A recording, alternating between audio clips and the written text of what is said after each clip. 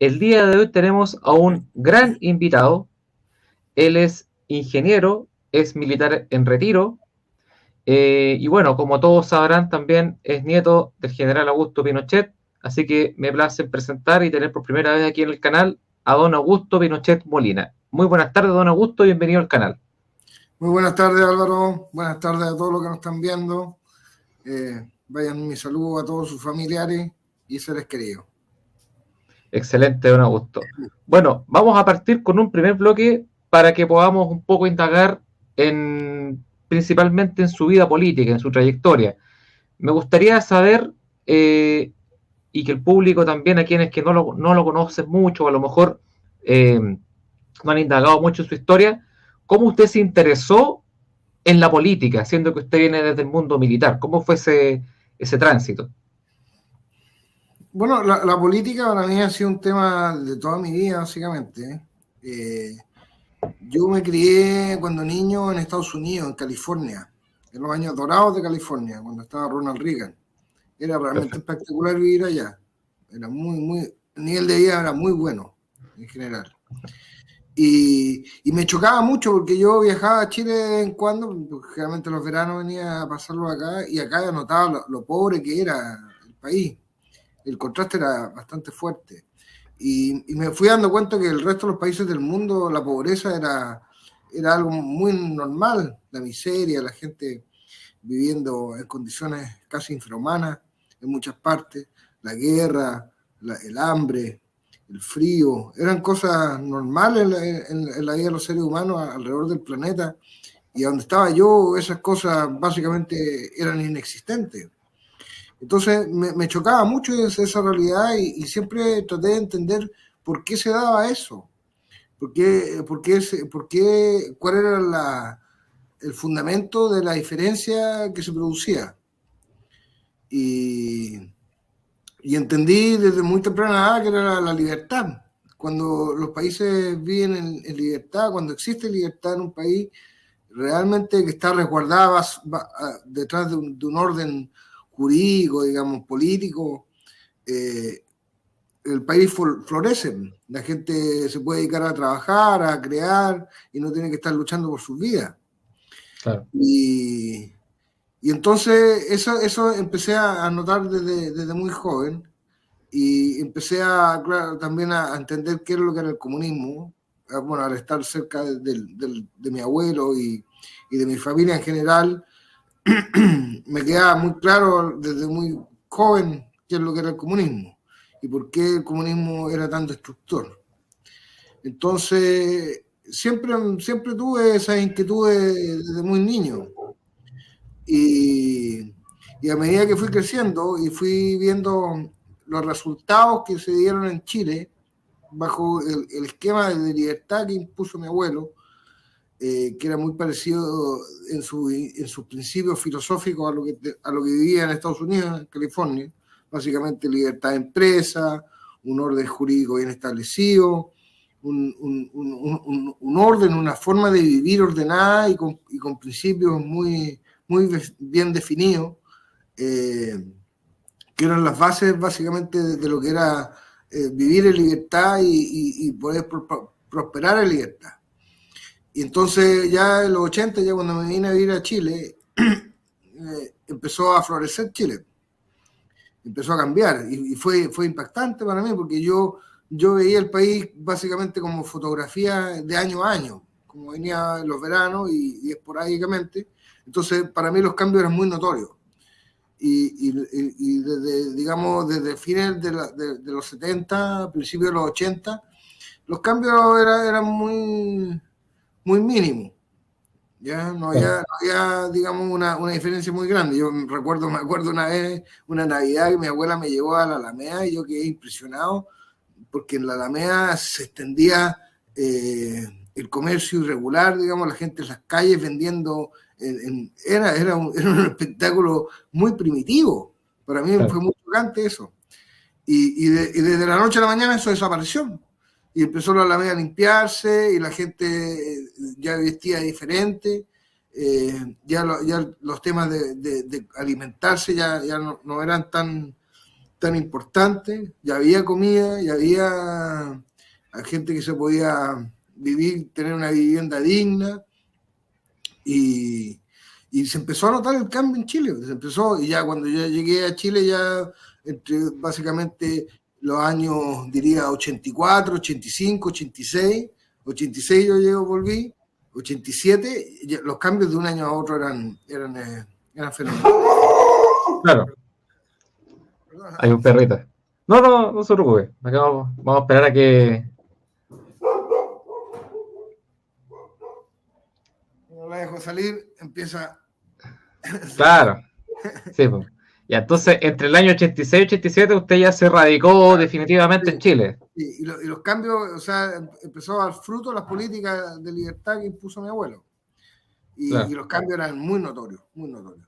Entonces eso siempre me dejó la inquietud política de preservar eso, de hacer todo lo posible desde, no sé, desde mi metro cuadrado, de hablar sobre el tema, tenerlo presente, estudiar, por ejemplo, estudiar economía. Yo estudié economía antes de entrar al ejército. Aprender en general de qué se trataba la vida pública de la gente. Y entender un poco de filosofía clásica, de dónde venían los conceptos de Grecia. Todas esas cosas eran importantes para mí desde siempre. Siempre fueron importantes. Comprenderlas. Digamos, en un nivel, algunas cosas más superficiales que otras, pero sí tener un entendimiento general de por qué la política es importante y cómo influye en la vida de la gente. Y así me fui formando durante toda mi vida. Mi formación, por decirlo así, fue más bien política en ese sentido. ¿Ya? Perfecto. No busqué una profesión tan definida. A mí me gustó siempre el área de la ingeniería, por eso después estudié ingeniería, pero es porque me gusta la formación matemática. Más que nada, claro. Tengo soy más cercano a las matemáticas que a las letras. Claro. De hecho, con las letras se puede mentir, con la matemática no. Eso es lo que claro. me gusta. O sea, se fue armando, digamos, un cuerpo desde la ingeniería, desde lo militar, claro, y desde lo político y filosófico. Se va armando esta totalidad, digamos. Exacto. Esa fue mi intención desde siempre. De hecho, yo en el ejército me encantó servir a mi patria. O sea, yo sentí un llamado en un momento. Yo no quería entrar al ejército. Yo lo que menos quería en la vida era entrar al ejército. No quería esa vida de disciplina, estar levantándome a las 6 de la mañana, estar internado en la escuela militar. Eso a mí no me parecía para nada atractivo. Pero claro, sentí un momento un llamado de la patria. O sea, sentí que efectivamente, no sé, hay algo en la sangre, no sé cómo explicarlo, pero tuve ese tirón fuerte. De hecho, yo estaba en la universidad, no tenía ninguna intención de entrar al ejército. Pero no sé, como que en un momento dado, ¿cómo explicarlo? Me topé con la vida burguesa, o sea, con la vida que iba a tener hacia futuro, y la encontré muy banal. La encontré muy, digamos, orientada a tener cosas, a tener un estatus social y ese tipo de cuestiones que a mí la verdad es que me dio asco. No puedo decir otra cosa. No lo puedo definir de otra manera. Le tuve asco a ese tema. Entonces yo necesitaba algo que me sacara de eso, que me llevara a algo más profundo en mi ser propiamente tal. Y por eso entré al ejército. Yo me sentí llamado a servir a mi país y no me arrepiento ni un solo día de lo que hice. Realmente mi experiencia en el ejército fue hermosa, no puedo describir de otra forma. Me llenó en todo sentido, en el sentido intelectual, en el sentido físico, en el sentido espiritual. Todo se cuadró en ese sentido. Excelente. Y una vez ya que me tuve que ir del ejército, por todas las razones que me imagino que todos conocen, claro, que no me siento mal por eso, como en otra parte. Pero ya sentí que estaba cumplida mi etapa y estaba bien eso, y estuvo todo perfecto en ese sentido, salvo algunos detalles que no me parecieron. Pero ya una vez egresado al ejército dije, ya la verdad es que tengo libertad para meterme en política. Y empecé a incursionar empecé a conocer el mundo de la política y noté el enorme rechazo que hay en la política, o sea, en los círculos políticos hacia mi persona. Ahora, Exacto. la gente en general me ha demostrado siempre mucho cariño y yo no puedo desconocer eso. Entiendo que las cúpulas políticas me detestan, pero las bases y la gente en general siempre me ha mostrado cariño y eso para mí me ha motivado siempre a estar dispuesto a hacer todo lo posible por ello. Yo la verdad es que siento un amor gigantesco por mi patria, la he conocido de Arica a Punta Arenas, gracias a Dios, he vivido en varias partes de ella, he conocido su gente, sus lugares, sus cocinas, su geografía, sus tradiciones, y para mí ha sido un tremendo regalo de Dios eso, y no lo puedo desconocer, y el amor que he tenido por eso no se va a ir nunca. Entonces, al ver ahora la situación en que estamos, no sé, tratar de actuar de alguna forma. Ya no cabe más, no cabe más esperar o hacerme el leso. Si hay alguien que está interesado en que yo participe, que lo represente, lo voy a hacer. Exactamente. Y para poder profundizar un poco en eso, porque es muy interesante cómo surge, como ustedes dicen, en esta etapa de su juventud, como está en la universidad, este punto de inflexión donde encuentra una mayor trascendencia en esta vocación que, como usted señala, puede ser quizá algo de la sangre, algo influencia familiar. A mí me gustaría detenerme un poco cómo fue la influencia de su familia, y bueno, principalmente de su abuelo, que digamos, una tremenda figura, pero también su familia, porque algunos desconocen que, por ejemplo, hay personalidades políticas en su familia, por ejemplo, el lado de su abuela, de doña Lucía Iriart. Sí. Creo que su padre era del Partido Radical, entonces hay una historia familiar también política. Claro, mi bisabuelo, el padre de ella, fue ministro del Interior de Juan Antonio Ríos. Claro. Esa participación tuvo y era un gran hombre, o sea, un hombre muy de principios muy firme. De hecho, él sufrió una crisis psicológica, o sea, digamos, tuvo una depresión muy fuerte hacia el final de sus años, aunque desconozco los fundamentos, o sea, de dónde vino eso, pero me imagino que se dio cuenta en alguna medida de que la política, o sea, el mundo de los políticos es totalmente adverso a principios espirituales y humanos, digamos, que siempre están, los tienen siempre en los labios, pero en el corazón no pasa nada. Hasta ahí no me llega el tema de los principios. Cuando hay dinero por medio, cuando hay influencia y cuando hay poder, todo eso sale por la ventana. Entonces, yo creo que a él le afectó mucho en ese sentido, como que en algún momento se había dado cuenta cómo era la vida realmente. Claro. No sé, pero eso me imagino. No puedo decir la ciencia cierta, pero él tuvo ese problema y era un hombre destacado. También mi tatarabuelo era Carlos Wood, quien fue el que diseñó el escudo nacional, el que tú ahí puso el huemul y el cóndor. Exacto. Es por el lado de mi madre. Yeah, ahí también su hijo, que sería mi tatarabuelo, fue un héroe de la Guerra del Pacífico. Mi bisabuelo, Luis Molina Wood, o sea, Luis Molina, bien dicho, él era un diplomático, un destacado diplomático que sirvió al país. Entonces tengo por los dos lados de la familia, tengo gente que ha servido con sus vidas básicamente a nuestra nación.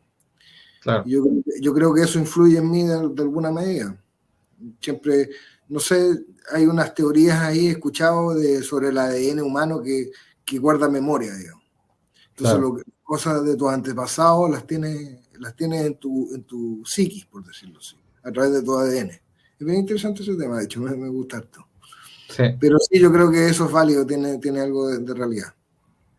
Sí, hay una influencia entonces en cuanto al legado, en cuanto al relato de los antepasados, que es no menor. O sea, yo creo que ahí hay hay una columna vertebral importante también como de corresponder a ese legado histórico familiar, que es muy potente.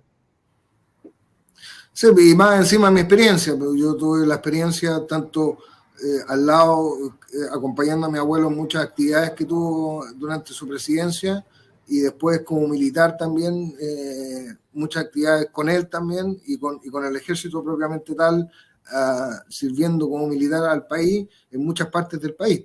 Entonces he llegado a conocer a mi tierra y la he querido con mucha profundidad. Exactamente. Sí.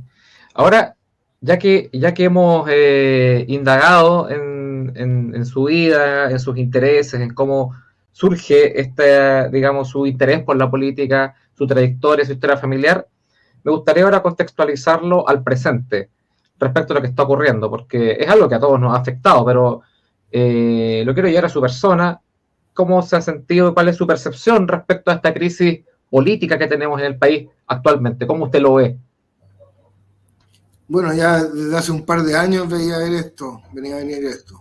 Ya la trayectoria para mí, sobre todo después de Michelle Bachelet, estaba clara. Sebastián Piñera no hizo nada para cambiar el rumbo de las cosas, diría yo. Y como que se apoderó todo este tema socialista, y el socialismo es el antídoto, o sea, lo que mata a la libertad, el veneno para la libertad. Entonces, cuando se instaló ya desde Ricardo Lagos, diría yo, ya se me prendieron las primeras ampolletas de decir, mira, esto está tomando un mal rumbo. Y ya después la llegada de Boric para mí fue como una estocada en el corazón. Veo que mi patria se está muriendo. Eso así siento yo, mi patria se está muriendo. Lo que fue Chile, lo que conocí yo, lo que éramos, ya no lo somos ya. Y entrar en una tiranía comunista para mí es la peor pesadilla que podría vivir en mi vida. Yo crecí con un orgullo gigantesco, o sea, con una gratitud, diría yo, gigantesca hacia mi abuelo, porque yo nací en abril del 73. O sea, yo iba a ser un esclavo del marxismo. Claro. Y mi abuelo me liberó de eso. Las Fuerzas Armadas me liberaron de eso. Entonces, que entremos ahora en esta espiral, para mí es muy doloroso. Muy, muy doloroso. Estoy realmente impactado por lo que ha sucedido en los últimos años. Y ahora veo que el deterioro está muy rápido. Gracias a Dios no ha sido un descalabro como fue el gobierno de Allende en lo económico. Ya. Porque lo que veo yo es que la institucionalidad chilena, como fue diseñada durante el gobierno militar, está muy resistente en la parte económica. Por lo menos el tema del Banco Central es importante porque ahí ya no pueden imprimir plata como locos, como lo hizo Allende. No pueden llegar y expropiar tampoco, no tienen esas facultades. No tienen tenemos una constitución muy bien hecha, gracias a Dios nos la cambiaron. O sea, eso yo diría que si quiero participar hoy en día en política, si estoy haciendo esto, es simplemente porque rectificaron la constitución que dejó mi abuelo. Claro. Si hubiesen cambiado esa constitución, yo ya tiro las ponjas, ya se acabó, o sea, no hay nada que hacer. Sí, la primera constitución que iban a poner era espantosa. Y la segunda era menos espantosa, pero igual era muy mala. Era malísima. Malísima, era un texto realmente malo. Y comparado con la excelencia que tenemos en este momento. Ahora, eso ha impedido que el descalabro sea absoluto, que estemos en una situación hiperinflacionaria o digamos, pero lo que han hecho esta gente es meter fuerte la delincuencia y también empezar a diluir la cultura a través de la importación forzada de extranjeros. Claro. Además uno ve una crisis moral tremenda. ¿Cómo lo ve usted eso? El tema de, por ejemplo, los vicios en los cuales están sumergidos las juventudes, uno ve en los colegios, cómo eso también es sistemático. Yo lo veo desde hace, no sé, 20 años, desde Lago, justamente, que empezó ya, se empezó a inocular un discurso en la televisión, en la cultura, etcétera. Sí, la guerra cultural ha sido terrible. Lo hemos visto a través de todo, básicamente, el hemisferio occidental, cómo se ha destruido los valores y la cultura occidental en general. Ha sido un atentado directo hacia nosotros. Y somos los únicos que estamos haciendo eso. Vaya usted a ver a Oriente, a otras partes del mundo, y no hay ninguna posibilidad ni siquiera de plantear los temas que se plantean acá. Claro. Dado nuestra mayor fortaleza, terminó siendo nuestra mayor debilidad, que es la libertad. Entonces, la libertad de expresión, por ejemplo, que es algo sagrado en Occidente, permitió ese tema. Ahora lo que pasa, diría yo, lo que sucedió fue que se metieron lo que yo llamo filosofía basura. La filosofía de Rousseau, la filosofía de Nietzsche, la filosofía, bueno, Nietzsche no tanto, pero en alguna medida sí, pero sobre todo la filosofía de Marx. Esa filosofía es filosofía basura, es filosofía malvada. Lo que yo diría la filosofía maldita. Entonces, esa filosofía se encontró fuerte en nuestra cultura. Y eso empezó a horadar todo. Y sobre todo el tema espiritual. Y ahí es donde está, yo creo, el meollo del asunto. Y lo que he visto, porque yo crecí en un país que era muy, muy religioso. Ahora, eso no es bueno de por sí. A mí no me parece que un país extremadamente religioso sea algo positivo. Pero se dio vuelta en 180 grados, ese es el problema. Entonces le dieron la espalda a Dios. Y eso tiene consecuencias. Eso es, porque un ateo o una persona que no cree en Dios va a decir, no, ¿qué tiene que ver? ¿Qué tiene que ver? ¿Qué importancia, qué relevancia tiene Dios? Y es porque no entienden de que somos seres espirituales. Antes de materiales somos seres espirituales, y eso tiene consecuencias en todas las cosas que nos van a pasar. En las calamidades que vamos a tener que vivir, en las situaciones, cómo se va a debilitar nuestra esencia como país, nuestro espíritu como país, y se nota la pudredumbre en ese sentido, porque siempre cuando se pudre algo, lo primero que empieza a ponerse de hondo, y uno lo ve en la sociedad como la mugre, como la gente empieza a vivir en condiciones muy, muy inferiores de las que estaba viviendo antes, como hay gente que ya no se preocupa de su aspecto, como hay mujeres, sobre todo las mujeres se nota eso, que empiezan a deformarse. En vez de tratar de sacar lo mejor de sí que tengan, la mejor esencia, la mejor presencia que puedan tener, empiezan a buscar lo feo. Lo peor, se tiñen el pelo, se lo cortan con unas pintas espantosas. Entonces, eso ahí se empieza a notar. Y ya con el tiempo ya empiezan otros problemas.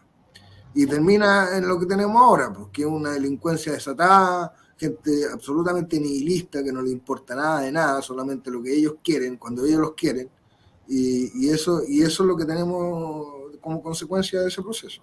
De hecho, aludiendo justamente a esa descomposición cultural, ahora tenemos, por ejemplo, el Festival de Viña, que es la festividad más importante para los chilenos el verano.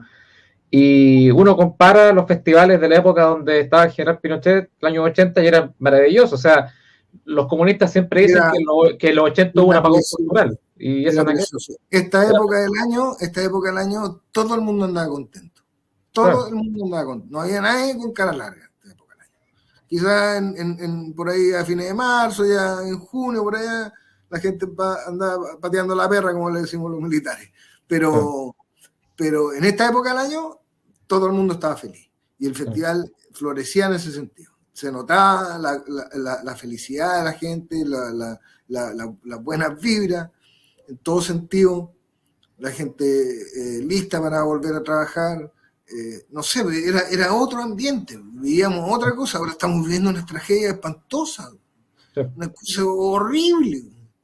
Tenemos a militares venezolanos operando en Chile, o sea, una cuestión que realmente yo digo, ¿en qué país?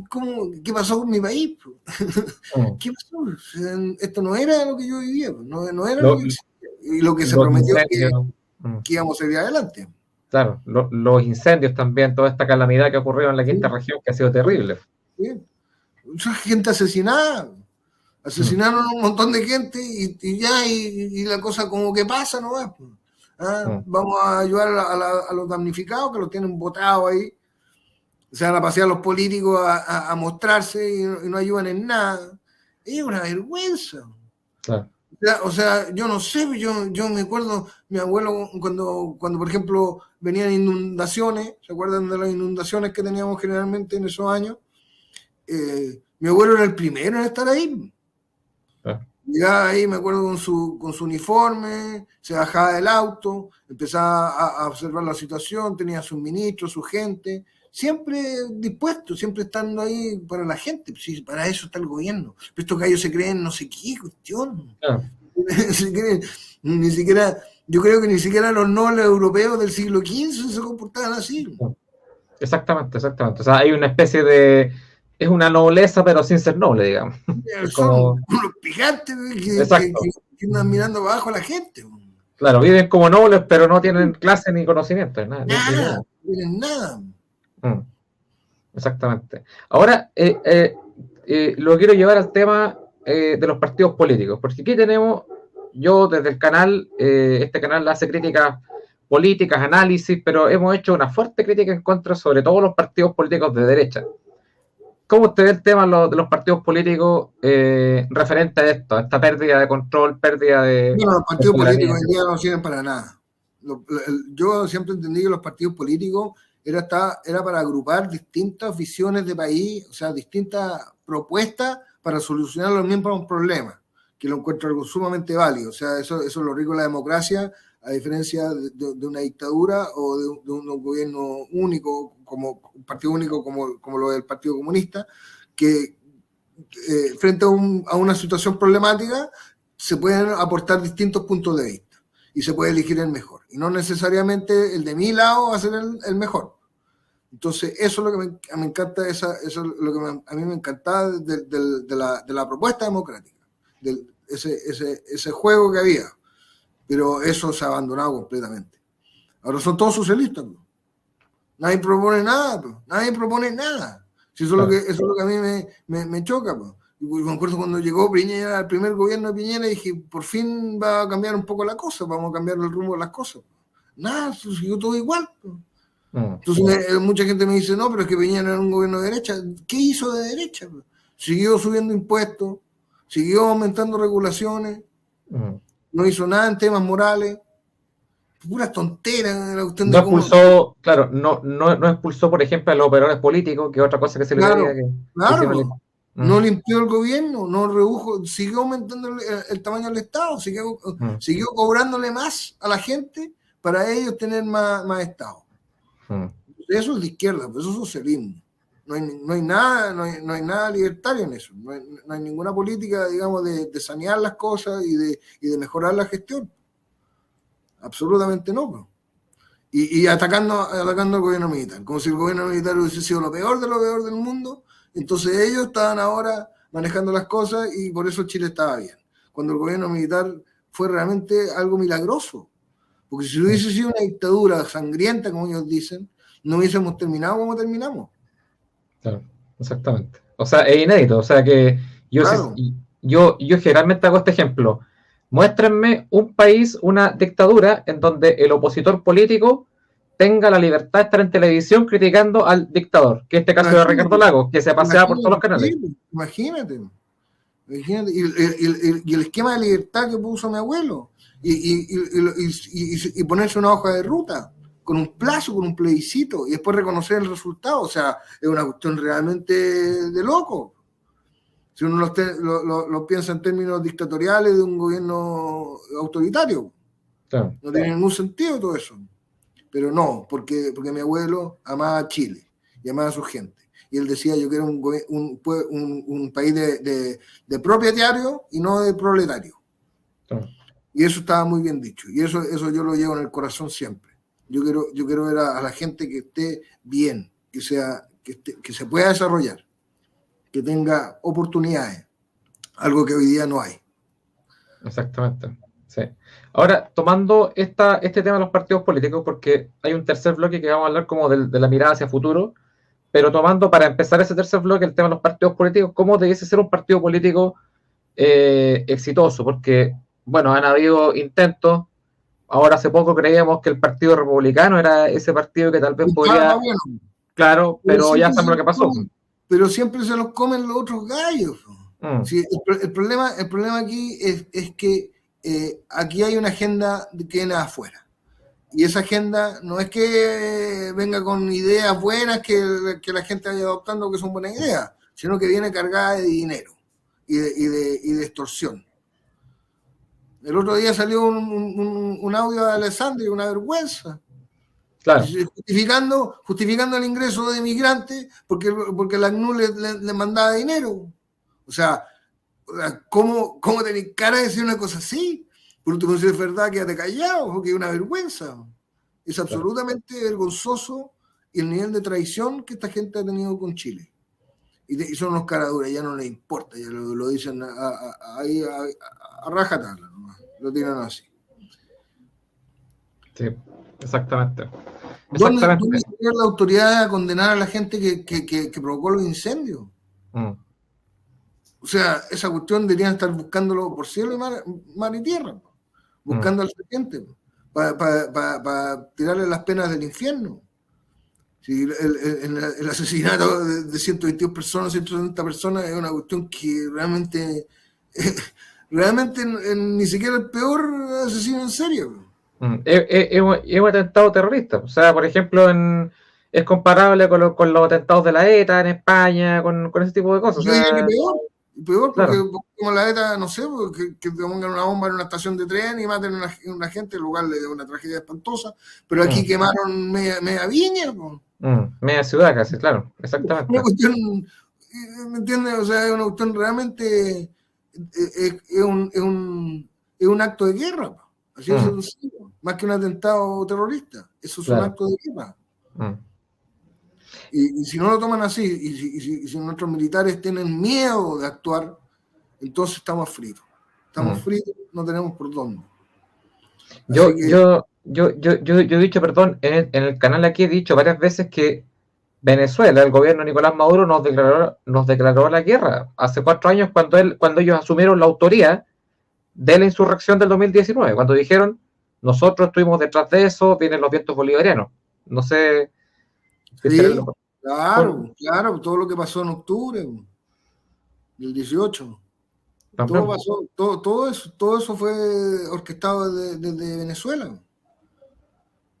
Exacto. Y en ese momento yo me quería ir del país, de hecho, traté de arrancarme del país porque dije, o sea, si el pueblo chileno se prestó para esta cuestión, si la gente, porque la gente salió a las calles, yo entiendo la frustración que tenía la gente en ese momento, pero ahora está mucho peor, pero Mm, mucho peor. Y prestarse para una cosa así, y como la prensa habla de gente que está básicamente justificada en su violencia. O sea, realmente se fueron por un camino atroz. Pues. Y ahí fue un delirio. uno se da cuenta cómo le falta a Dios a esta gente. Fue un delirio. Que tiene Un Dios delirio colectivo. jamás podría hablar y pensar de esa forma, Mm, ni justificar un hecho tan atroz. mm. Sí, Pobre fue. gente, y la gente más pobre es la que más sufre. A ellos les llega todo el problema de la inflación les llega mucho más fuerte. Les Claro. queman sus supermercados, les llega fuerte a ellos. Les queman sus estaciones de trenes, o sea, sus estaciones de metro, que era algo importante, yo creo, en la vida de mucha gente. Que llegaron a estaciones limpias, ordenadas, donde hay de todo, básicamente. Es una forma también de aliviarle a la gente su sufrimiento de la vida diaria. Claro. Tener belleza, la belleza es importantísima. Nuestros antepasados, casi todos los países de nuestros antepasados, tenían muy claro ese concepto de belleza. Para ellos era muy importante la belleza, porque la belleza te levanta la vida, te ayuda a superar tus problemas, te ayuda a mantener un espíritu más elevado. Y vamos viendo ahora cómo están las cosas, está todo sucio, todas las cuestiones quemadas, todo rayado, lo que pasó ahora en el metro. ¿Me entiendes? Eso es destrucción de belleza. Y eso tiene una filosofía que está detrás de eso. Sí. Y esa filosofía es la filosofía marxista. Y esa es veneno para las sociedades. Es una cuestión terrible. Es terrible lo que están haciendo. Y ellos quieren destruir todo para construir a su imagen y semejanza. Es lo que uno ve, por ejemplo, en las imágenes de Venezuela, como era en los años 60, que era maravillosa porque tenían mucha riqueza, unos rascacielos maravillosos en Caracas, y ahora uno ve lo que es. Sí. Es ver Estados Unidos. Claro. Yo cuando vivía en Estados Unidos, no había ciudad en Estados Unidos que no fuera pulcra. Que tú ibas a la ciudad, claro, siempre había gente viviendo en la calle, siempre hubo gente viviendo en la calle, uno que otro en algunas partes, pero en general las ciudades eran limpias, eran impecables, llenas de negocios nuevos, todo pujante y vibrante. Hoy día está todo muerto. Mira Detroit, mira Filadelfia, claro. mira San Luis, mira a Los Ángeles. No, o sea, realmente yo digo, a San Francisco era una ciudad bellísima. Claro. Yo vivía en Sacramento, a 2 horas de San Francisco, siempre viajaba a San Francisco. Y yo me impresionaba lo linda que era esa ciudad, lo maravillosamente linda, todo impecable. Todo, tú a los muelles, donde generalmente los muelles hay más suciedad, pues no sé, hay generalmente basura, hay restos de pescado y cosas así. No veis nada de eso. Nada. Todo pulpo. Todo impecable. Parecía que incluso barnizaban siempre las maderas. Era una cuestión impresionante. Todo impecable, todo olía bien, todo se veía bien. Ahora yo veo imágenes de San Francisco llenas de carpas, llenas de caca en las calles, ese humana, con jeringa la cuestión que yo digo, pero... O sea, incluido Estados Unidos, también está llegando la ideología... El socialismo, sobre todo en los estados que se han puesto demócratas. Sí. California cambió del cielo a la tierra. California, cuando yo vivía allá, era un paraíso de libertad. Casi no cobraban impuestos. Todo era ven a California y ya esté rico, pero háztelo con todo esfuerzo. Aquí nadie te va a poner encima de plata. Y ahora no, ahora todo es básicamente llevado por el Estado, unos impuestos horribles, la gente se está yendo a California, uno de los lugares más lindos de Estados Unidos. O sea, en un poco, claro, Nueva York también, lo mismo. Sí, por el socialismo, todo lo que toca el socialismo se va a la cresta, se convierte en basura. Como dijo Trump, todo lo que se hace woke se va a la cresta. Se convierte en mierda. Sí. Ahora, ya pasando a un tercer bloque que tiene que ver con la mirada a futuro, ¿cuál sería para usted lo que tendríamos que hacer los chilenos para poder salir de este marasmo, salir de este torbellino, de esta crisis, de este conflicto? ¿Cuál es la visión y cuál sería, digamos, un esquema o un panorama de restitución y reconstrucción de nuestro país? Bueno, yo creo que lo primero que tenemos que hacer es mirarnos a nosotros mismos, cada uno de nosotros. Cualquiera que se considere a sí mismo un patriota, una persona que ama su tierra, que ama a su familia, que ama a su historia, tiene que mirarse a sí misma. Es súper importante eso. Tenemos que hacer una autocrítica todo de cuánto hemos dejado de lado nuestras responsabilidades como ciudadanos. Y me refiero en todo ámbito de cosas. Desde digamos, exigir lo que es justo para nosotros, hasta preocuparse de los niños pequeños. En todo ámbito de cosas, tenemos que hacer una introspección, un autoanálisis muy fuerte en ese sentido. Y entender dónde estamos fallando. Porque yo entiendo que la sociedad la puedes construir de 2 formas. De abajo hacia arriba, o sea, desde el individuo, que es lo que yo propongo y de lo que yo defiendo, o desde arriba hacia abajo, que viene desde el Estado. Si viene del Estado, es tiranía, va a ser opresivo. Siempre va a ser opresivo. No puede ser de otra forma, porque la gente que está en el poder es muy insegura. Siempre se siente que está amenazada en su posición. Entonces siempre va a tratar de controlar al máximo a la gente. Y eso es tiranía, eso es opresión, eso lleva a cosas terribles. ¿ya? Eso es más fácil que se dé. Lo otro es más difícil, porque requiere un compromiso de la gente, requiere un sentido de decir, mira, sabes que yo no puedo estar aquí exigiendo que me den, y yo no estoy dando nada. No puedo estar aquí como si el país hubiese comenzado del día que yo nací nomás. Y para atrás no me interesa lo que pasó. No puedo estar aquí pensando que todo tiene que girar en torno a mí y yo no tengo ninguna responsabilidad frente al sistema político. Entonces, esas cosas tienen que cambiar. De la única forma que esto cambie de rumbo, tiene que ser así. Porque hay que entender de que lo que pasó con el gobierno militar, con mi abuelo, fue realmente milagroso, como estábamos comentando antes. Fue algo inédito. Porque ¿qué es lo que pasa ahí? Realmente asume una persona, toma el control del gobierno y empieza a oprimir a la gente. Por la situación que uno dice que se siente inseguro. La gente que está en el poder es la gente más insegura que hay, siempre. Pero con mi abuelo y con Merino, esa dupla, fueron dos hombres excepcionales, excepcionalmente fuertes, muy seguros de sí mismos. Entonces, eso lo transmitieron al resto de la gente. Pero eso no se da, eso es algo muy raro. Lo otro, lo que es normal es una persona como Maduro, como Chávez. Por ejemplo, ahora también tiene el caso de Argentina. Lo que está pasando en Argentina es realmente especial. Y eso también me llena de esperanza. Si Milei logra su cometido y logra controlar la situación en Argentina y encauza el rumbo nuevamente, entonces eso nos va a ayudar enormemente, porque va a ser un muy buen ejemplo. Pero también tenemos el mal ejemplo de Venezuela y la gente sigue creyendo en el socialismo. Entonces es una cuestión realmente de loco. Yo dije, cuando cayó el muro de Berlín, pensé que hay algo en la pared. Cuando cayó el muro de Berlín pensé que se acabó esta cuestión para ellos. O sea, ya el mundo ya va a reaccionar y va a decir, esta cuestión es una basura, nadie va a querer más socialismo.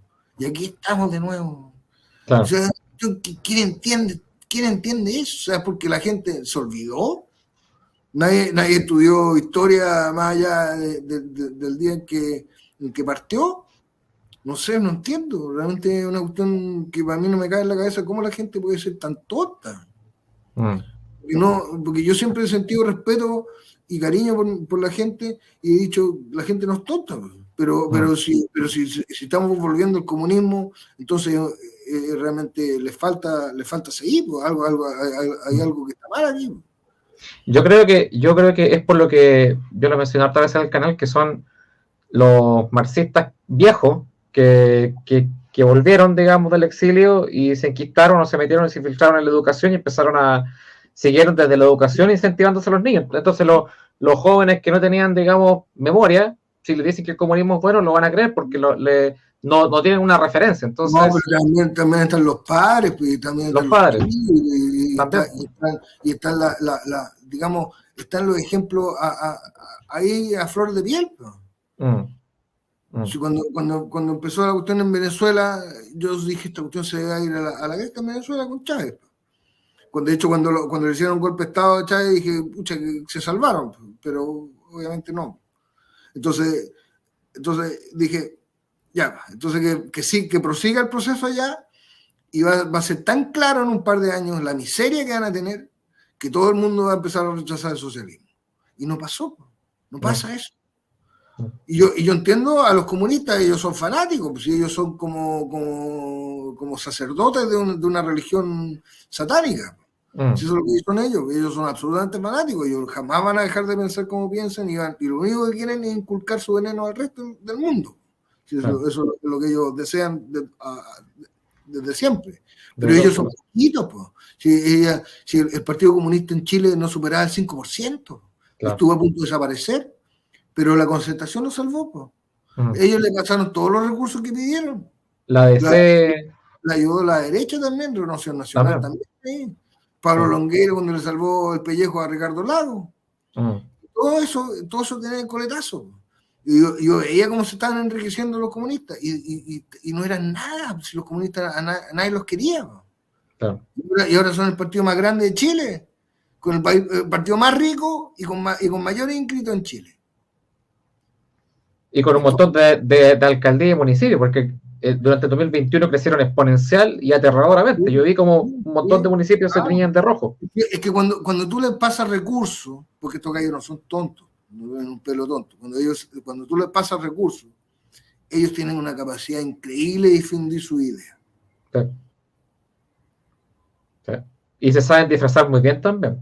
Pero esa es otra cosa. Lo hicieron durante muchos años. Porque de hecho Boric, claro, de hecho Boric se disfrazó de centro izquierdista. De hecho hay gente que decía, no, si Boric no es comunista. Sí, moderado, no, es un cabrón moderado. Claro. Claro. Los socialistas se empezaron a decir que estaban renovados, me acuerdo, empezaron con su estupidez que estaban renovados.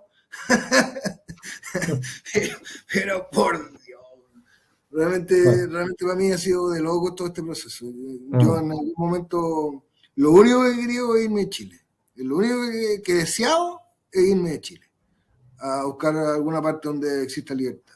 Lamentablemente no lo pude hacer y creo que Dios hace las cosas por algo. Sí. Si no me voy a ir es por algo. Y si ahora, digo, yo dije, cuando yo creo que, bueno, después de que me echaron del ejército, básicamente dije, ya está, yo tengo mi deuda con Chile está cumplida, o sea, yo no le debo nada al país, no tengo ninguna responsabilidad, yo no tengo hijos, no tengo familia acá, no tengo ninguna, digamos, atadura con Chile. Si queda la crema, yo no voy a hacer nada por Chile. Esa era mi posición. Pero hay algo en mí que no me deja hacer eso. Esa era una cuestión de pantalla para mí, no sé, era una cuestión que me inventé yo mismo para reaccionar, para poder lidiar con lo que estaba sucediendo, básicamente. Pero eso como una defensa, digamos. Claro, como tratar de metérmelo en la cabeza para no sufrir tanto. Sí.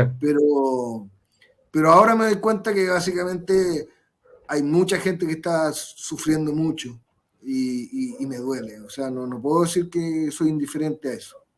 No me puedo hacer loco y mandarme a cambiar y decir yo no tengo nada que ver con esto. No lo puedo hacer. Realmente no lo puedo hacer. Entonces, yo al ver que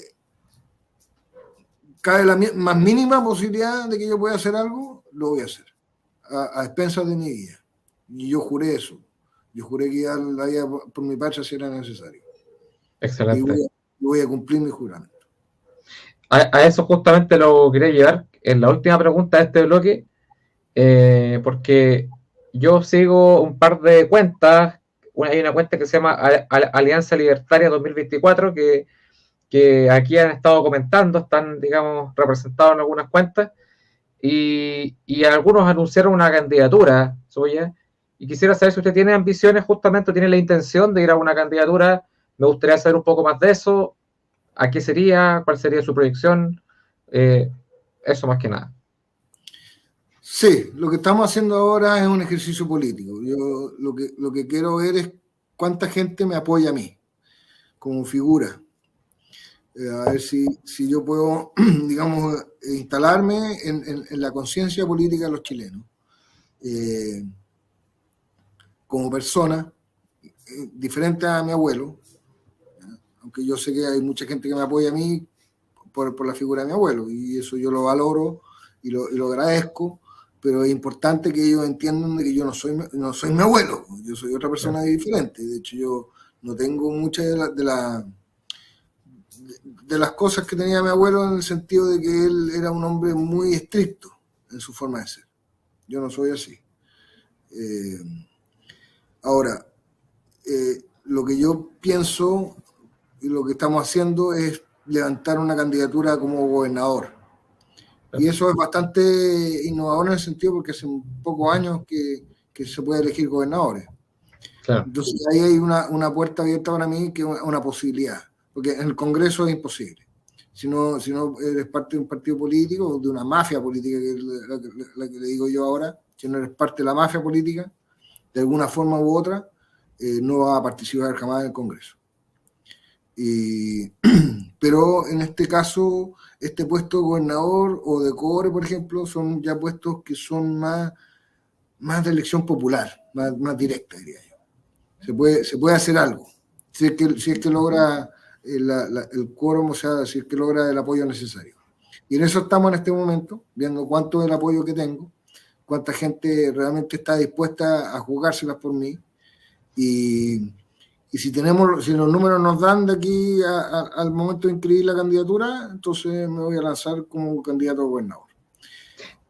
Y la idea de eso es darme roce político, hacer un ejercicio político, poder demostrar mis capacidades como gestor y desde ahí en adelante buscar una candidatura presidencial quizás. Pero eso está, pero eso está simplemente porque yo siento como patriota que tengo que, aunque las posibilidades sean ínfimas, tengo que igual dar la cara en ese sentido, decir que cualquier chileno puede ocupar la presidencia siempre y cuando la gente lo ayude, o sea, siempre y cuando la gente lo desee. Y en ese sentido yo quiero hacer ese ejercicio y quiero demostrarme a mí mismo que hay muchos chilenos que sí, que apoyan esta idea, sobre todo difundir la idea de la libertad, que ya tenemos grandes exponentes, gracias a Dios, como Axel Kaiser, como Johannes Kaiser, y otros que también han estado aportando en este sentido, la Tere Marinovich, gente muy inteligente, muy bien preparada, y que tiene muy clara la idea de la libertad. Y eso es lo más importante en este momento. Yo creo que hay que sembrar esa idea y metérselas bien en la cabeza a la gente. Y por eso mencionaba el tema de Milei, que gracias a su ejemplo, que está aquí al ladito de la cordillera nomás, eso va a ser un gran impulso para la idea, para demostrar que funcionan, que son las ideas que han funcionado siempre. O sea, yo entiendo la gente de mediados del siglo XX que está incursionando con estos temas del nazismo, del fascismo, del comunismo, del socialismo, que eran ideas que prometían mucho, ¿ya? Pero ya a finales del siglo XX ya se demostraron que fracasaron, que fueron un fracaso absoluto, que trajeron miseria, muerte y destrucción. Y que las ideas de la libertad fueron las que sacaron adelante los países, que teníamos el mejor ejemplo de eso lo teníamos en Estados Unidos. Y Estados Unidos lamentablemente le ha dado la espalda a esa idea. Ha ido por un tema de gobierno, de apoyar a los pobres y toda esa cuestión. Se llenan la boca a los pobres, pero no están negros los pobres, los quieren mantener pobres, ¿no? Los demócratas, los del Partido Demócrata sobre todo, que han incursionado en la vida bien... Claro, sí, y muchos traidores dentro del Partido Republicano también. De hecho, la oposición dentro del Partido Republicano contra Trump yo creo que ha sido más feroz que con el de los demócratas. De repente el enemigo interno es más complicado. Claro, sí. Sí. Yo le digo a la UDI. Mi abuelo se confió mucho en la UDI y a mí me molestó siempre esa actitud de él. Que yo le decía, pero abuelo, si en el fondo, ¿qué va a pasar después de su gobierno? Aquí estos gallos nos van a pasar por encima. Y mi abuelo decía, no sé, hay que confiar en la gente de la UDI y todo eso, y yo sabía que esa gente no iba a dar el ancho. O sea, no, ellos estaban vendidos simplemente al otro lado. Ellos iban a estar donde les pagaran mejor, ¿no? Claro. Increíble que hubiese tenido ya esa noción hace 30 años, digamos, que sí. lo veía venir, digamos. Claro. Sí. Yo siempre estaba observando, y como no estaba metido ahí, ahí donde están, en el fragor mismo de la batalla, por decirlo así, tenía la ventaja del observador. Verlo desde afuera, claro. Desde afuera. Como niño, como joven. Oiga, una consulta respecto a su candidatura a gobernador. ¿Por qué región? Para que la gente sepa y podamos ayudar aquí a juntar las firmas. Tienen que irse a la página www.apm2025. A ver, lo voy a anotar acá. www.apm. Sí, punto 2025. A ver, déjame revisar. 2025. Aquí estoy. APM2025.cl. Ahí está. APM2025.cl. Y aquí lo voy a agregar a la pantalla para que la gente lo escriba y se meta y ahí vea el tema de la candidatura a gobernador. Claro, y la idea es que ahí se inscriban en el comando, que es un comando que está aglutinando a a varias gente, sobre todo a nivel de alcalde, y aporten con un mínimo de 2.500 pesos para el fondo de campaña. Tienen que entender de que aquí lo estamos haciendo con lo que tenemos puesto, ¿no? Con el equipo del perro, como le decían los militares. Pero una campaña de abajo, es una campaña de abajo, que como corresponde. Eso es lo que yo creo, lo que yo quiero ver que suceda. Porque estoy aburrido de que grandes empresarios pongan sus plata y sus condiciones para la política. La política viene de la gente. ¿Somos libres o no somos libres? ¿O estamos a merced de otro gallo o estamos a merced de nuestra voluntad y de la voluntad del Señor? Y eso es todo lo que a eso se reduce el tema.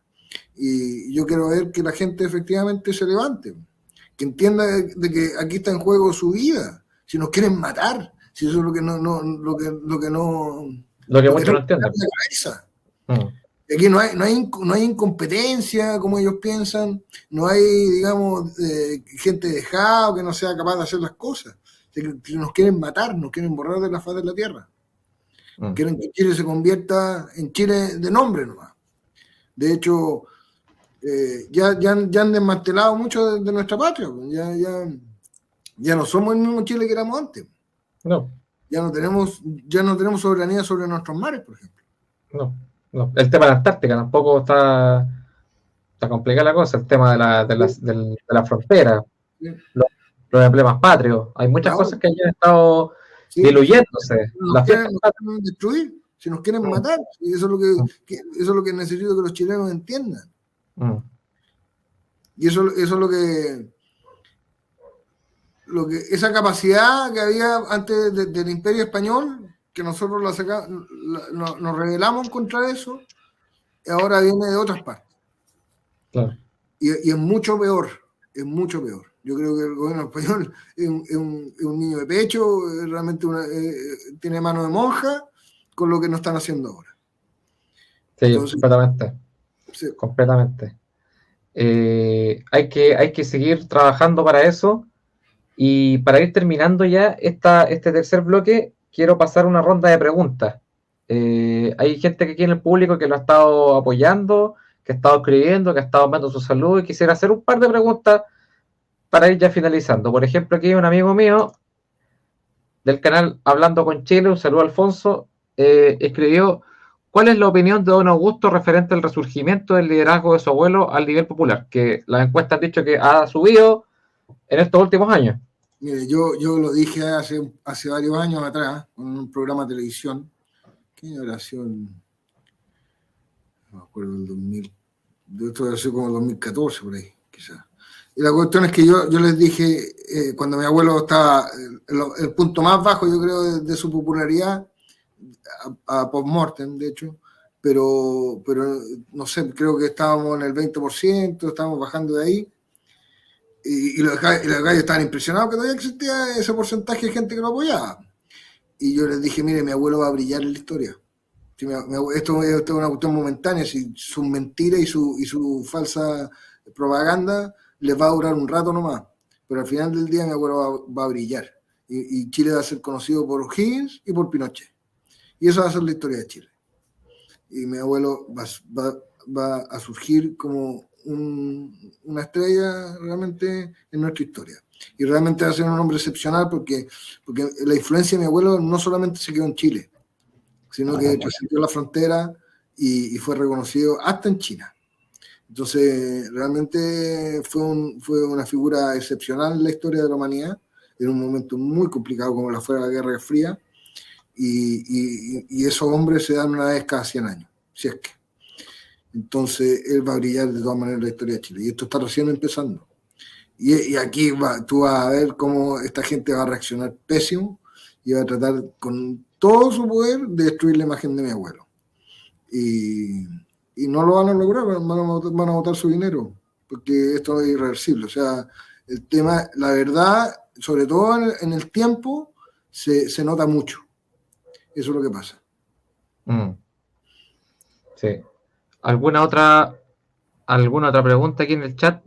Hicieron un par de preguntas, pero ya no, parece que es que la gente hizo preguntas, pero quedan ahí en en el tintero. Claro. Sí. Pero bueno, eso básicamente, o sea, esperemos que podamos tener próximamente más capítulos porque la idea es poder ayudar a, digamos, a la campaña de gobernador y poder Gracias. ayudar al resurgimiento y potenciar a los patriotas que quieren rescatar su país. Yo creo que eso es Yo lo más siempre, importante. yo siempre voy a estar dispuesto a conversar y a dar la cara con el tema Sí, que quieran tocar. La verdad es que hay mucho que hablar, hay mucho que sincerarnos entre los chilenos y yo quiero ayudar a eso. Yo quiero que las cosas sean transparentes, que sean, digamos, de verdad, de corazón, y terminemos con las prácticas de estos políticos que son puras mentiras. La mentira mata al ser humano, lo mata desde adentro. sí, Entonces ya es hora de terminar con eso. exactamente. Ya pues, entonces estamos ya finalizando este capítulo. Le quiero agradecer, el de mano agradecido de haber venido acá y despedirme de su persona a la distancia. Mucho cariño a todos, muchas gracias por invitarme, Álvaro. Siempre dispuesto a conversar. Que estén muy bien, amigos, que les vaya muy bien. Hasta luego. Gracias.